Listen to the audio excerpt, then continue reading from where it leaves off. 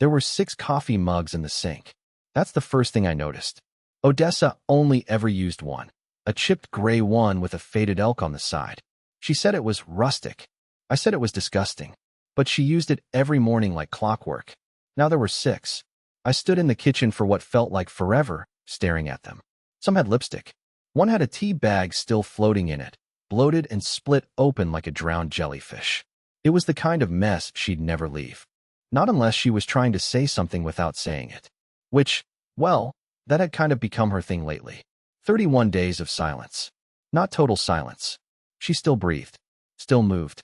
She watered the stupid peace lily I forgot to kill, so that's something. But she hadn't said a word to me.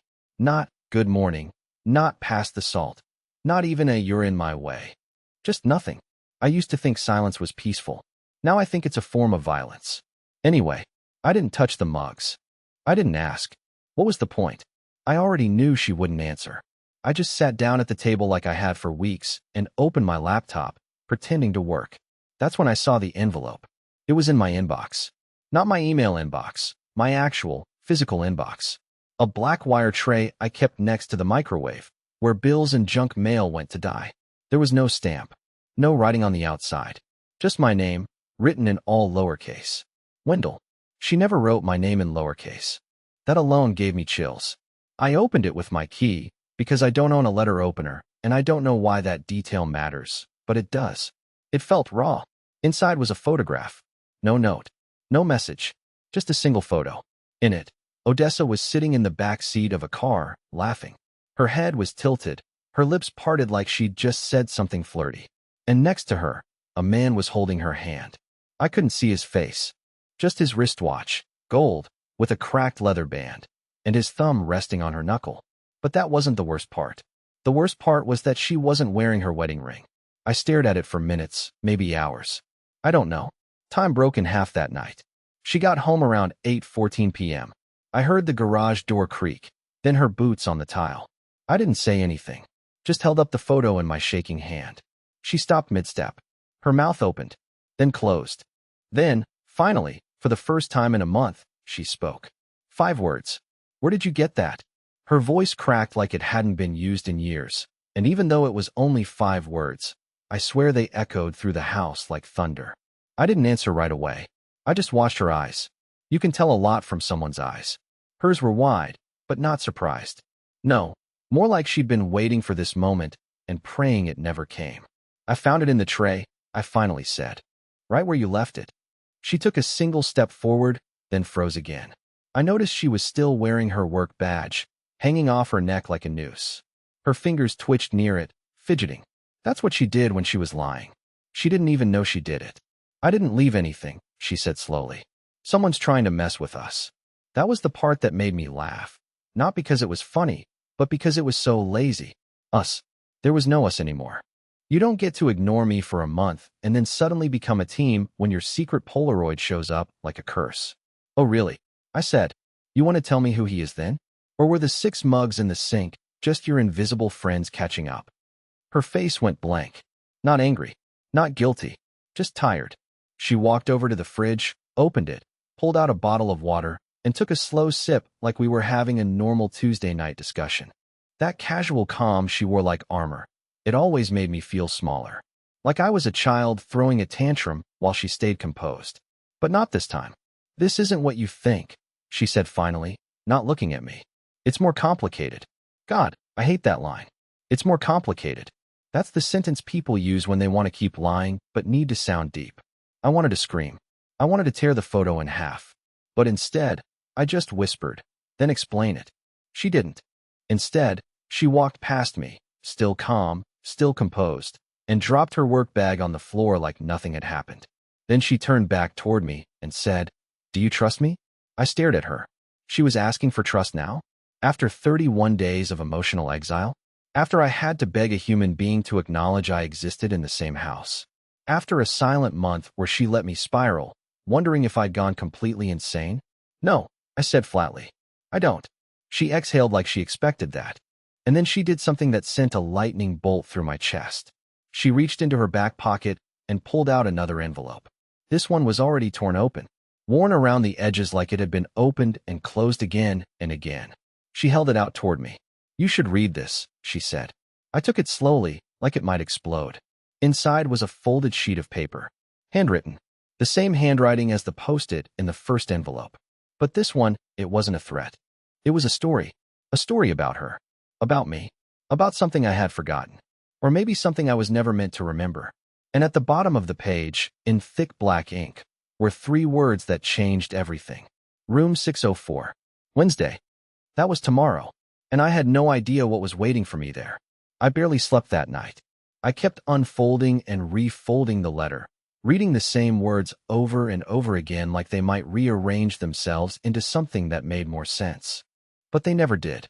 The handwriting was neat, slanted slightly to the left, like someone who had a secret they were dying to spill, but couldn't quite bring themselves to do it directly.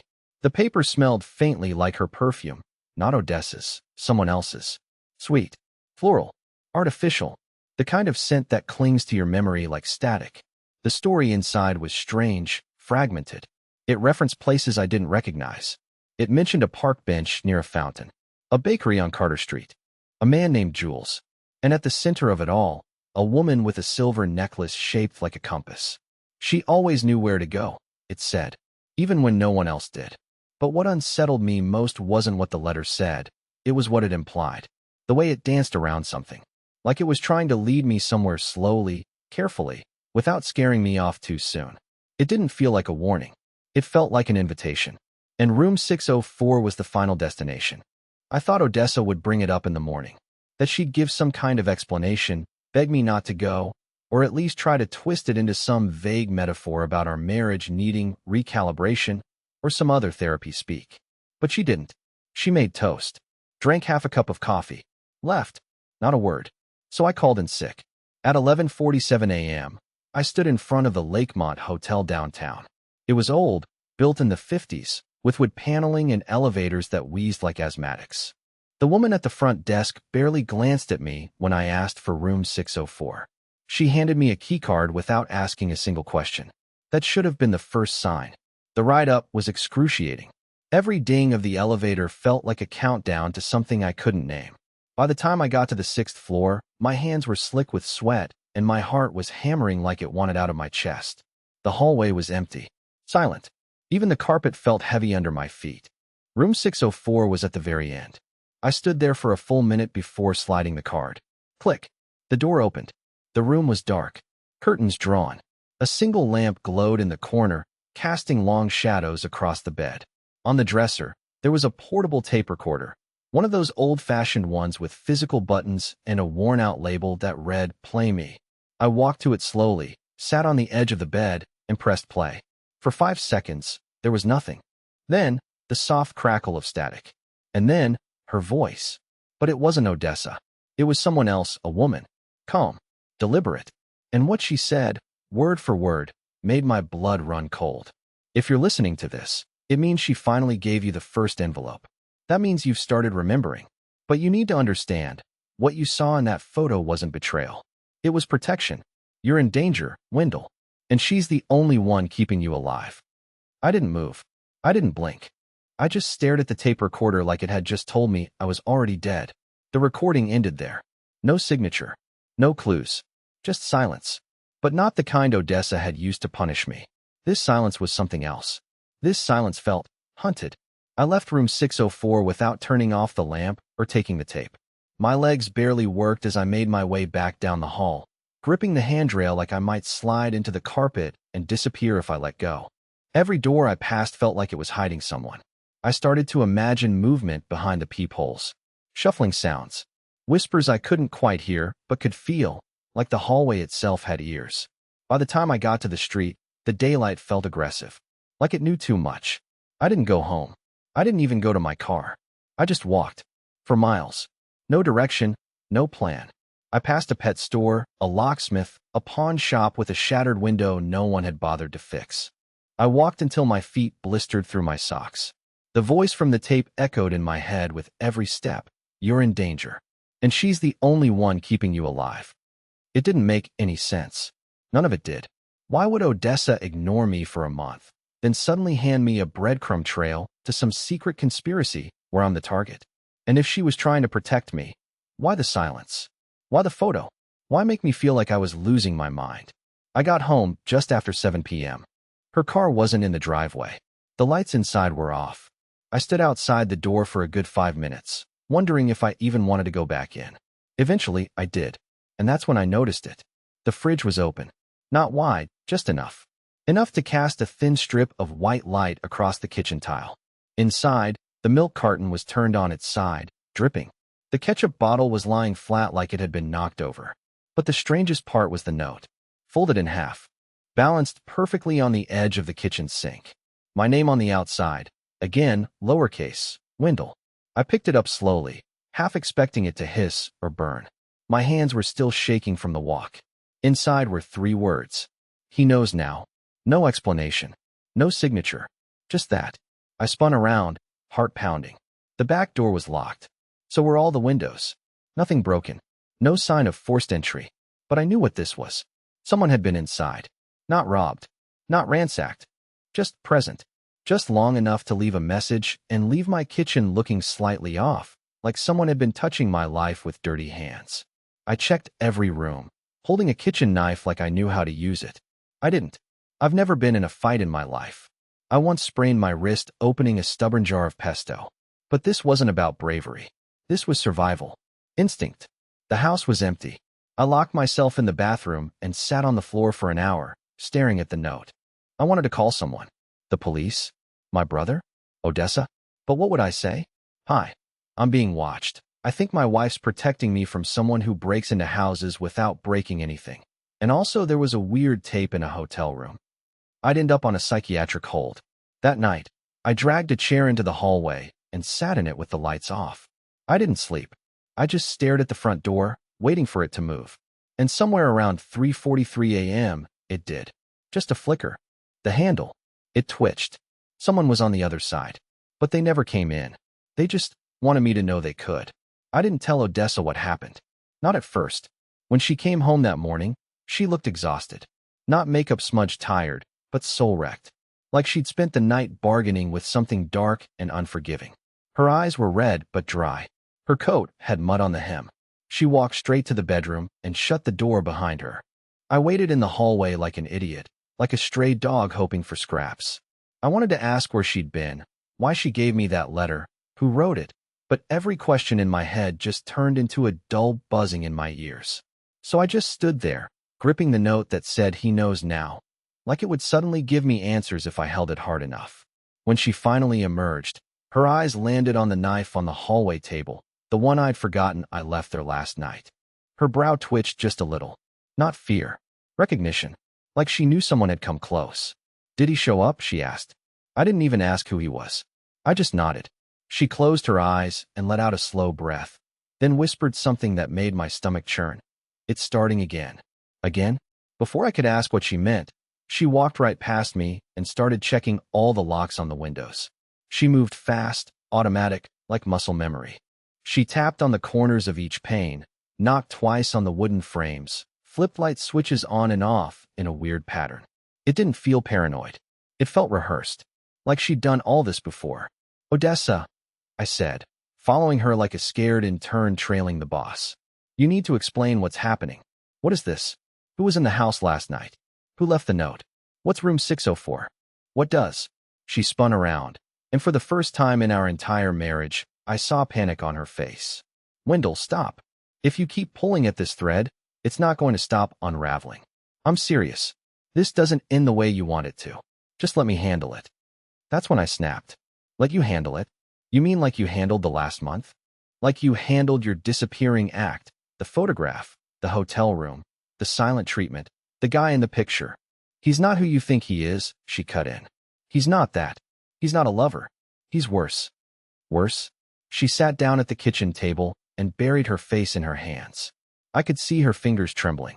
He used to be my therapist, she whispered. That silenced me. Cold silence. I didn't know what to say. Not because I was judging her. I wasn't. But because nothing in my mental playbook prepared me for that sentence. I sat across from her, barely breathing. I stopped seeing him a year before I met you, she continued. He was unconventional. He believed in breaking the patient down, getting to the root. He said real healing came through fracture. He wanted to shatter people and then build them back up. I didn't realize how deep his obsession went until it was too late. I stared at her, stunned. You're saying this guy is stalking you? She shook her head. Not just me. He thinks he's orchestrating something bigger. A narrative. He chooses people, couples, pairs, breaks them, watches, collects the pieces. He's sick, Wendell. And he's watching you now, too. I wanted to argue. I wanted to say it was too far-fetched, that she needed help, that this was all just trauma-induced delusion. But then I remembered the tape, the voice, the note in my sink, the 6 mugs, the twitching doorknob. No, this wasn't in her head. This was real. So what does he want? I asked, voice barely audible. Her eyes met mine, and what she said next sent a freezing current down my spine. He wants us to fall apart in front of him, piece by piece, and he'll make sure it happens, unless we do something first. Odessa didn't sleep that night. I don't think she even sat down.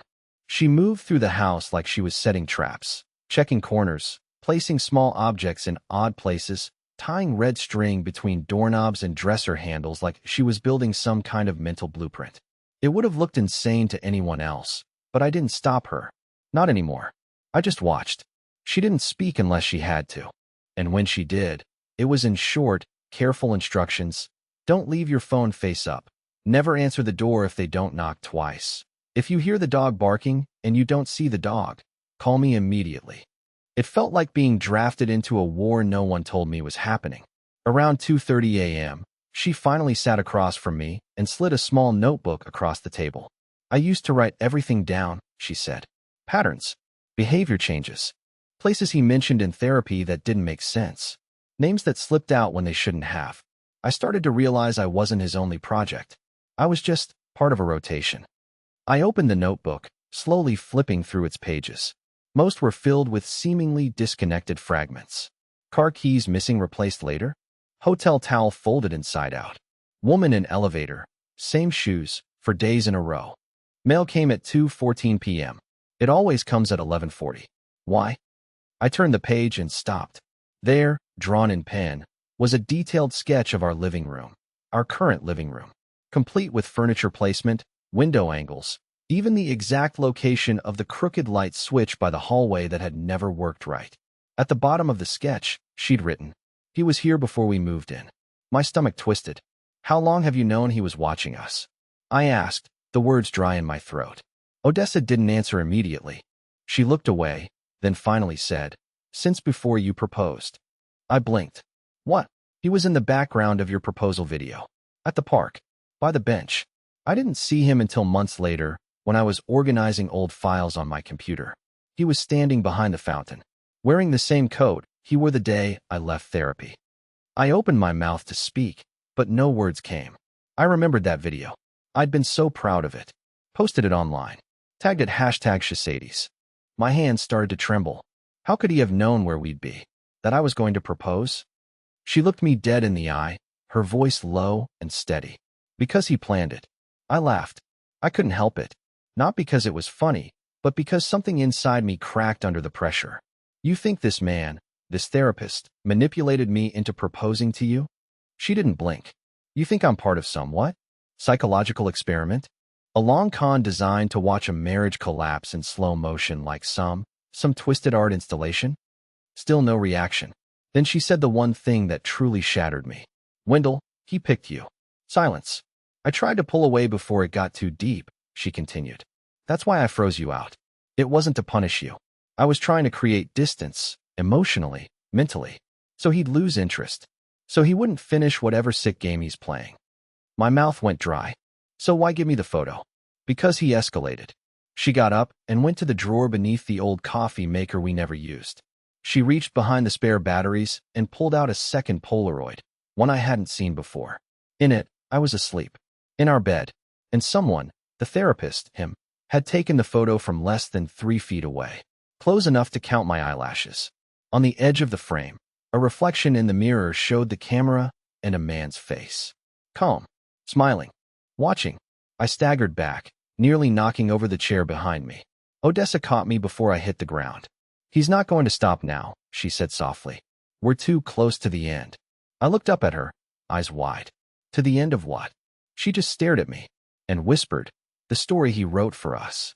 I couldn't look at the photo again. Every time I thought about it, that image of me, unconscious, vulnerable, while he stood there watching, my whole body locked up. I kept thinking about all the nights I'd tossed and turned in that bed, chalking up the creaks in the floorboards to the old frame or the house settling. But what if it wasn't the house? What if it was him, standing just out of frame, watching us breathe? Sleep became impossible. Odessa tried to keep me grounded.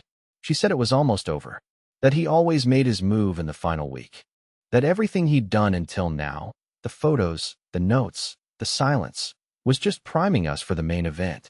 I asked her what that meant, what came next, but she just said one word: collapse. She believed, truly believed, that he wanted our lives to implode in public, not in private, that he fed on the visible decay, the kind of meltdown you can't hide from your neighbors, your family, your job. He wanted us raw, exposed, broken open with the whole world watching.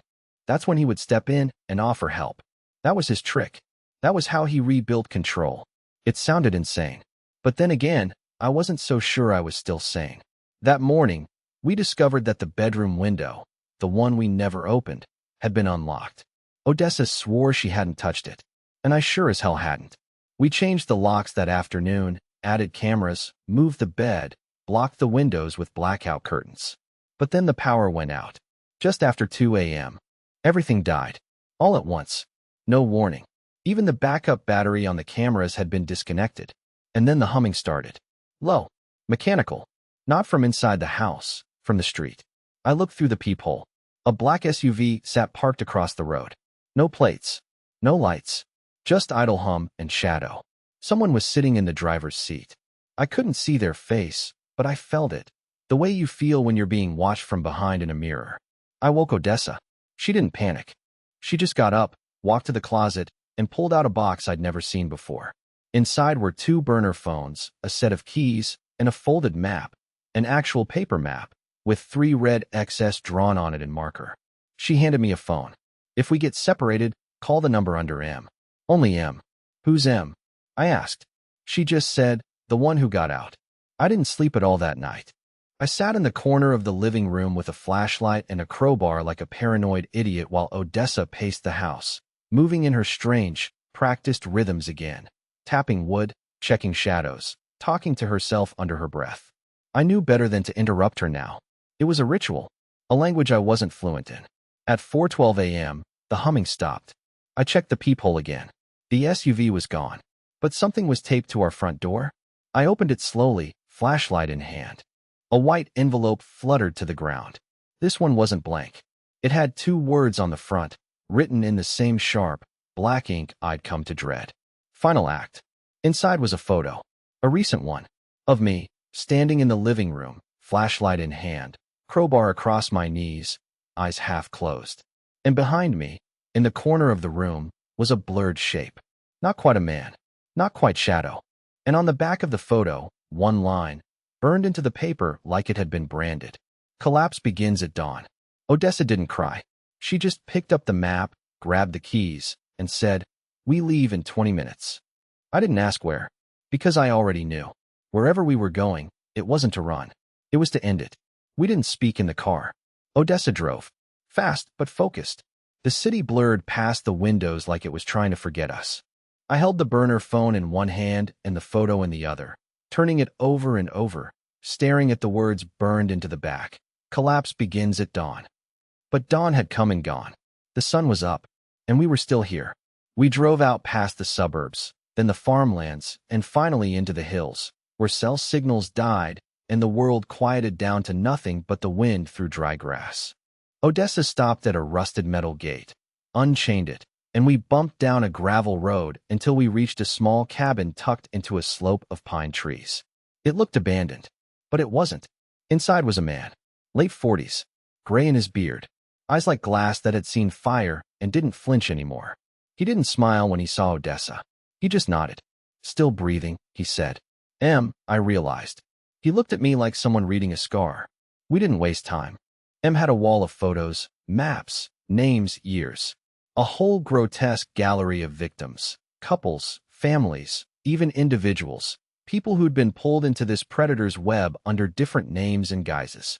But all of it circled one man, the same man from the mirror, the therapist, or whatever he truly was. M explained that the collapse wasn't just metaphorical. It was psychological erosion. It started with silence, then paranoia, then total emotional breakdown. But it only worked if the targets didn't see it happening, if they blamed each other. That was the trick. That was his art, turning connection into suspicion, love into fear. But we'd broken the pattern. Somehow, by pulling back from the edge, Odessa and I had interrupted his process. When she stopped speaking, it wasn't an act of surrender, it was resistance. She knew he wanted drama, chaos, confrontation. She gave him emptiness instead. And when I didn't retaliate, when I followed the clues, instead of turning on her, we changed the script. That's why he escalated. Why he showed himself.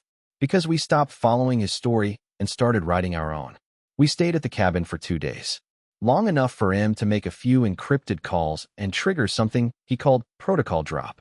I didn't ask what it meant. I just watched him burn the last Polaroid in the fireplace and say, that was the final image. He won't get another. On the third morning, we drove home.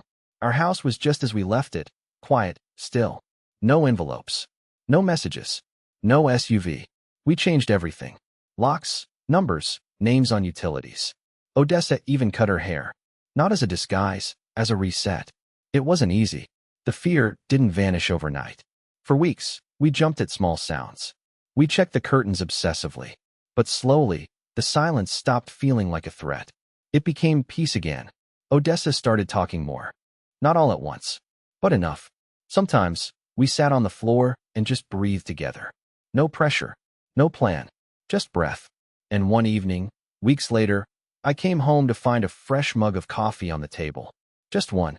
She looked up at me and smiled, really smiled, for the first time in what felt like a year. I think he's gone, she said. I nodded. Good, I replied. Because I'm finally here. We never found out his real name. We never needed to. Because the truth is, you don't win by catching him. You win by not becoming the ending he wrote for you. And we didn't. We're still writing our own. Together.